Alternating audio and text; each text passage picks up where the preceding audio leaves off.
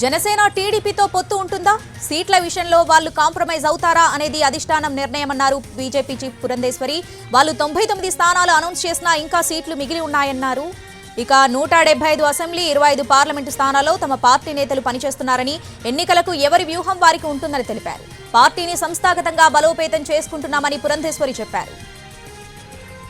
లేదు కదమ్మా, కొన్నే ప్రకటించారు అండ్ డెఫినెట్ గా తర్వాత నాయకులతోటి మాట్లాడుకున్న తర్వాత డిసిషన్ అనేది ఆ నాయకత్వం వారి నాయకత్వంతో మాట్లాడుకుంటుంది. ఆ తర్వాత వారు రాజీకి వస్తారు, అండర్స్టాండింగ్ వస్తారు. అది వారి మాటల మీద ఆధారపడి పైనుండి మాకు పొత్తు ఉన్నది ఇన్ని సీట్లు అని చెప్పేంత వరకు 175 + 25 వాటి మీద కింద కార్యకర్తలు పనిచేస్తారు.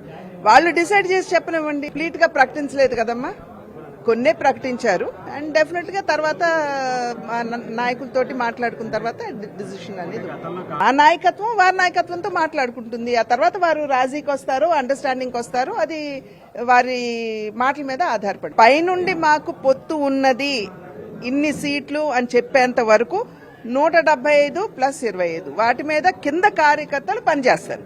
వాళ్ళు డిసైడ్ చేసి చెప్ప